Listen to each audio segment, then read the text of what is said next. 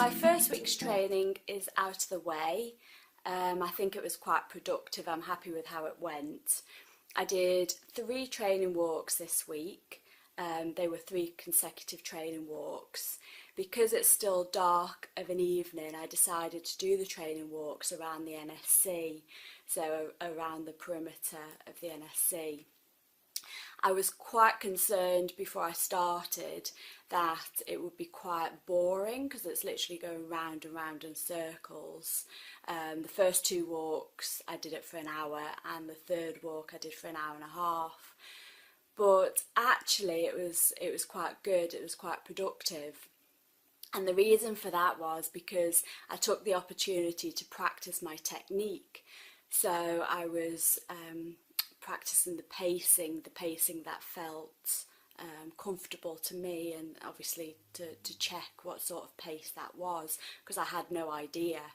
I also used it to work on my arms, because although, as Russell said last week, I was good at keeping the arms up and pumping, unfortunately there was a few bad habits I'd picked up which were making it a little bit harder and probably less fluid for me when I was walking. So I practiced my arms from the tips that Russell had given me, and also on the third day I was practicing my breathing, the deep breathing instead of the shallow breathing. So from that point of view, although I wasn't out on the open road and I was doing it around the racetrack, I did find it quite a good training week because I was able to practice the technique.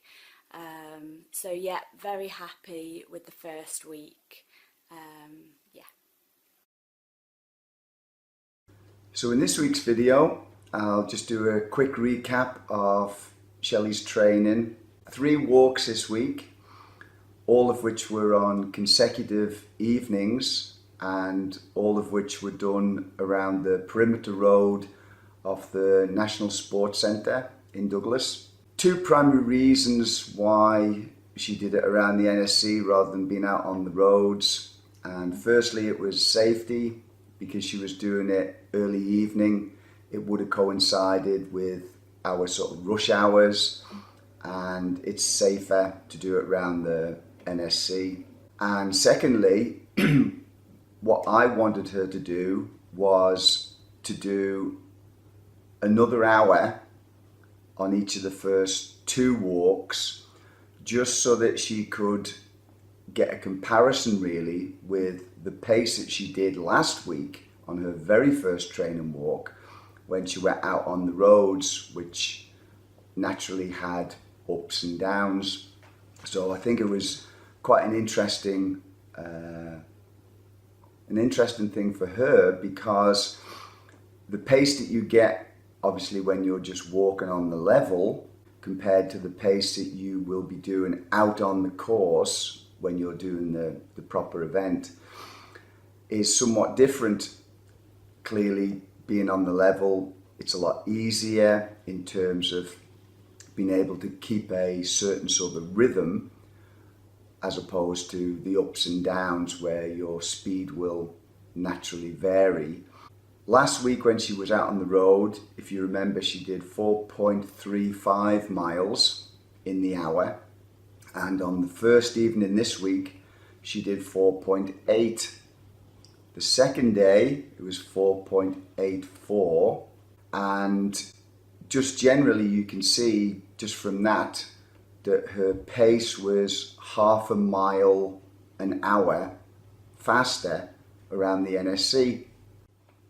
And on the third night, I basically wanted to see if she could keep a similar pace to those first 2 evenings, roughly 4.8 miles an hour. But I increased the time to an hour and a half. So that was a gentle increase in terms of the time and the distance that she would be covering, because that's one of the other things too that I think is quite important, is not to do too much too quickly, because the body, when you're starting off from scratch, is starting to get adapted to the increase in the training. So it doesn't pay to do too much too quick. So by increasing just by half an hour on that third night, it was probably sufficient for this week. And also the fact that it was on consecutive nights. So naturally on the second and third night, she would have been doing the training on somewhat tired legs. So she would get some benefit out of that aspect as well.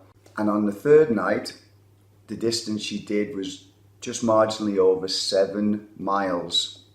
So she didn't maintain the 4.8 miles per hour as the pace. It was just marginally under, but it's still very good, and I'm more than happy with her progress this week. I think one of the other things that was quite nice about doing the walk on the level around the NSC, and she will have got some real benefit out of it, is she was able to practice her technique. So when she was using her arms, I mentioned a couple of things that she could look to change slightly in how she was pumping her arms.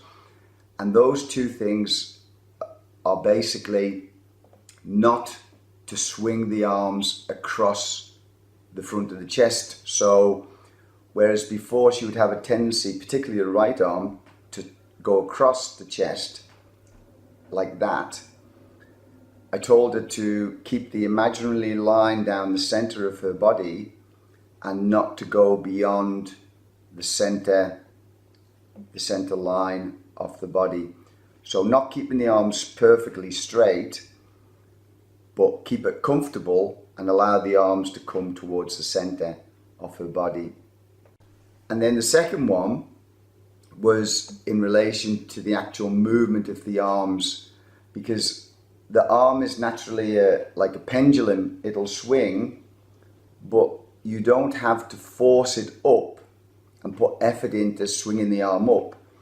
You can just, if anything, allow the arm to go back and put effort in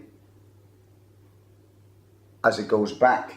So the arm swings back and you put effort, a little effort in to the return portion, and then the arm naturally swings forward anyways. It's just momentum. So the pendulum effect means that she doesn't have to put so much effort in to keep the arms moving.